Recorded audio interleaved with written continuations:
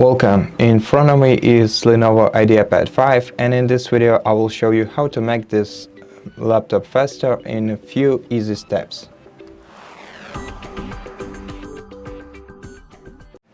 So the first step is changing your device's power mode.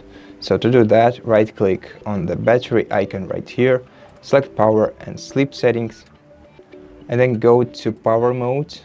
And since our device is plugged in, we'll have to change this one option to best performance, and this will increase the productivity of our device.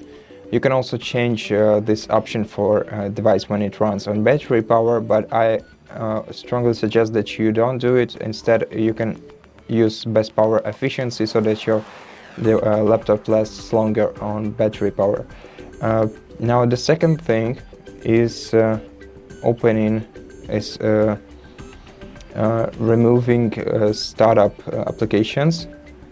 To do this, right click the taskbar, open the task manager, go into startup section, and right here you'll find a list of apps, and some of them open up when your device boots up. To find the applications that boot up during your startup, look for the devices which have this enabled status. As you can see, for me, those applications are mostly the system ones, and I don't really want to disable startup of any of these apps. But if you have some additional apps that start up with your PC, and you don't really need them to, then just right click on such application and select disable. And this way you will decrease the launch time of your laptop, as well as increase its productivity during your work on it.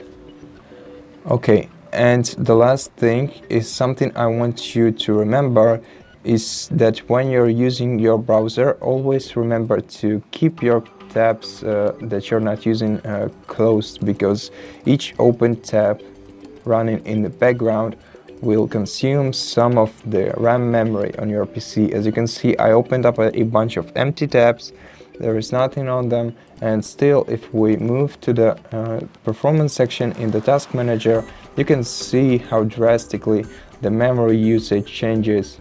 Right now, even when the browser is minimized and none of the tabs are used, still PC is using basically half of the available memory. I'm not sure where I can. Okay, so even more than a half of all available memory. So always keep in mind that you don't really need to keep the tabs opened. And as you can see, once I closed the browser, the memory usage went much lower. And that's basically all the advice. So thank you so much for watching this video. If you liked it, consider subscribing to our channel, leave us a like and a comment below, and I'll see you in the next one.